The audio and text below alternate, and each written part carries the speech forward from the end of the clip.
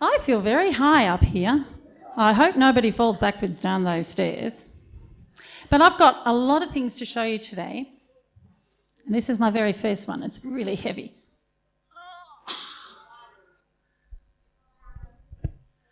What is it? Bible. It is a Bible, and it's not just any Bible. This is a very precious Bible because, as you know, we've moved churches. And many years ago, our family moved church as well. In fact, we've moved to a few different churches, but this particular move, we'd been at this church for quite a lot of years before we had children, when we first got married, and then we had our children. And then when we left the church, our church gave us this Bible as a little piece of remembering who they were. Because God always wants us to remember him and place his words in our hearts. And inside this Bible it says this. Oh, it's very heavy.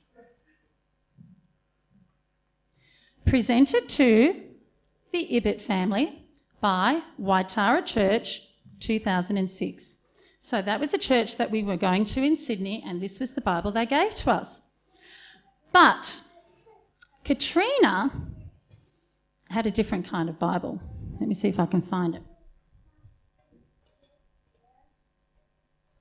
A lot of rattling going on in there. She had a very little tiny Bible, and it wasn't a big heavy one that she could carry around. It was a very little one because Katrina didn't have a church to go to. In fact, Katrina wasn't even allowed to have a Bible, but she had one anyway. And this little tiny Bible that she had, she carried it close to her heart. She didn't leave it lying around because the people who were in charge of things in those days had said nobody is allowed to read the Bible for themselves. Only the big important people in the land are allowed to read the Bible and tell you what it means. You are not allowed to read God's word.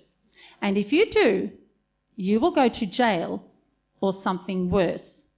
Now, Katrina didn't like the something worse bit, but she also knew that God really, really wanted us to know his word, and that these people that were ruling the land at the time probably weren't really following what God really wants us to do in order to be happy.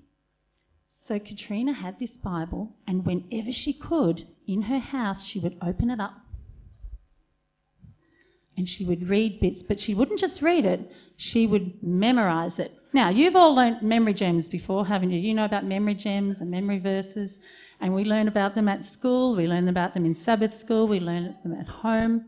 And we don't just do it because it's fun, we do it to remember things. So Katrina would memorise and memorise and memorise, and then she would hide her Bible. Now, Katrina had a husband, she had a daughter called Amanda. And one day, Katrina was baking some bread.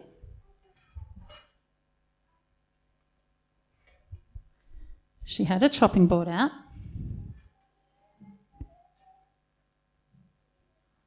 She had her bowl, and next to that, she had her Bible.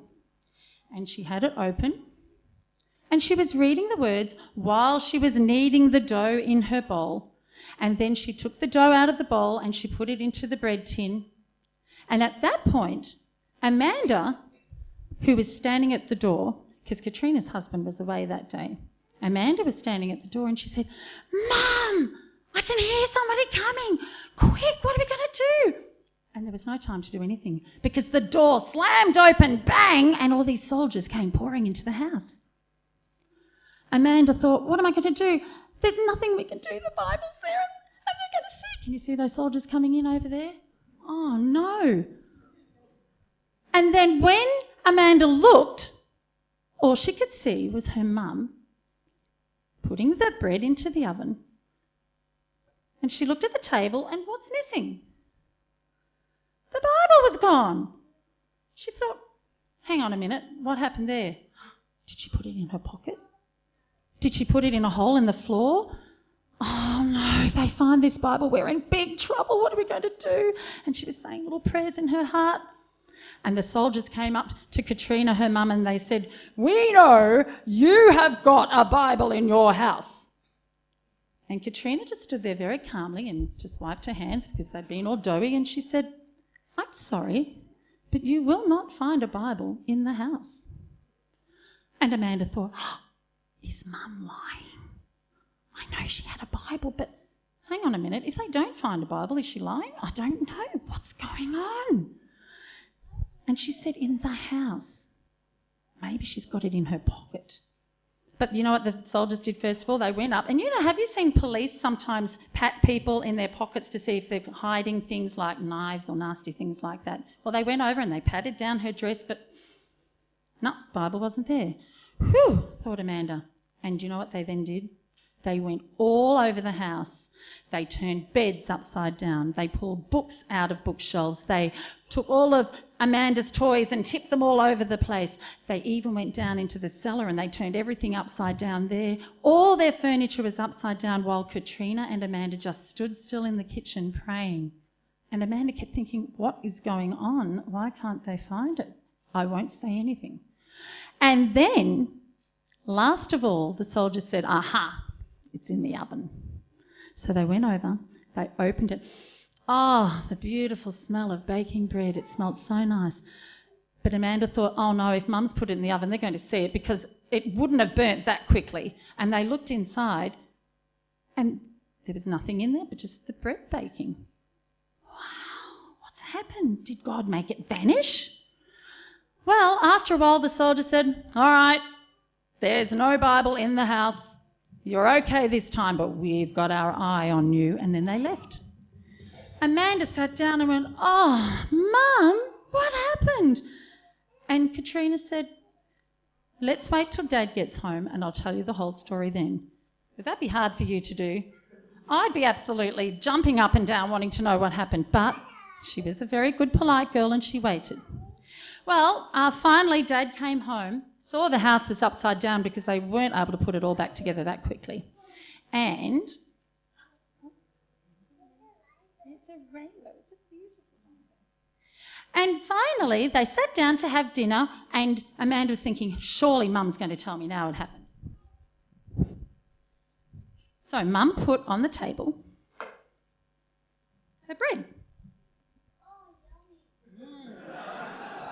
It was. Can you smell it? It smells quite delicious. And she got a knife, big bread knife.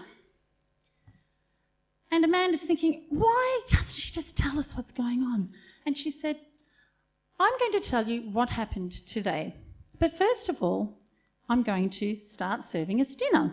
So she took the bread out.